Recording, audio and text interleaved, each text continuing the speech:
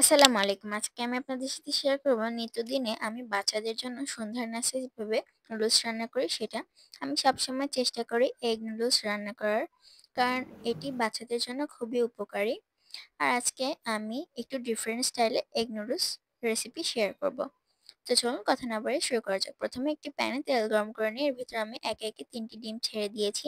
তারপর উপর দিয়ে একটু লবণ ছিটিয়ে দিয়েছি।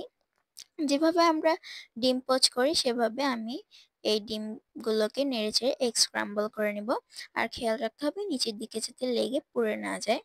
চুলার আঁচটা মিডিয়াম টু লো এর মাঝামাঝি রাখতে হবে। তারপর এগুলোকে উল্টে পাল্টে নেড়েচেড়ে এগ স্ক্রাম্বল করে নেওয়া হয়ে গেলে আগে থেকে আমি আলু, গাজর এবং নুডলস সিদ্ধ করে রেখেছিলাম সেগুলোর মধ্যে এগ স্ক্রাম্বল গুলোকে তুলে নিয়েছি। তারপর আমি এর ভিতর দিয়ে দিব পেঁয়াজ কুচি এবং ৩-৪ টে মরিচ। আমি এখানে মরিচটা আমার স্বাদ মতো দিয়েছি।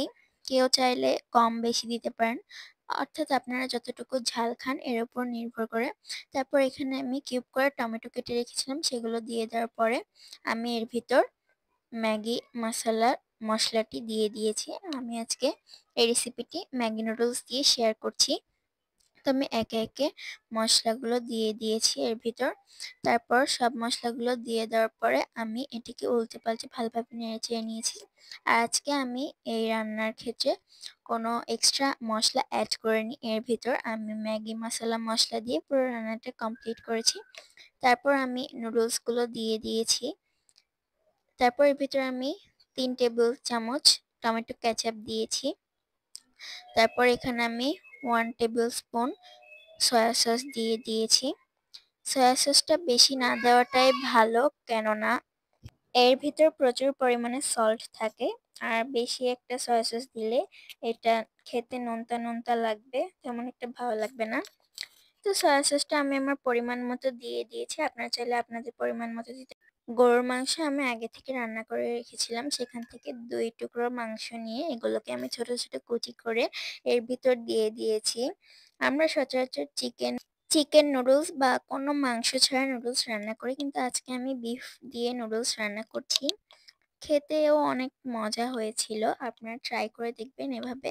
তো এখন আমি সবকিছুকে ভালোভাবে মিশিয়ে নিচ্ছি উল্টে পাল্টে নেড়েচেড়ে নুডলসের সাথে। সব মসলা ভালোভাবে মিশলে এর টেস্টটা বাড়বে। আর এ পর্যায়ে চুলার আঁচটা মিডিয়াম টু হাই এর মাঝামাঝি রেখে রান্নাটি করতে হবে। তো অনবরত নাড়াচাড়া করতে হবে, নয়তো নিচের দিকে মশলাগুলো পুড়ে লেগে যাওয়ার সম্ভাবনা থাকতে পারে।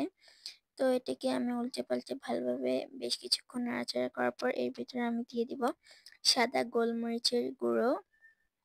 আমি সাদা গোলমরিচের গুঁড়োটা বেশি দিব না, অল্প দিব, নয়তো বেশি ঝাল হয়ে যেতে পারে। যেহেতু এখানে আমি কাঁচামরিচের পরিমাণটা বেশি দিয়েছি, সেই জন্য আমি এখানে গোলমরিচের গুঁড়োটা তেমন একটা অ্যাড করিনি। আপনারা আপনাদের পরিমাণ মতো দিবেন, যে যেরকম ঝাল খায় সেরকম।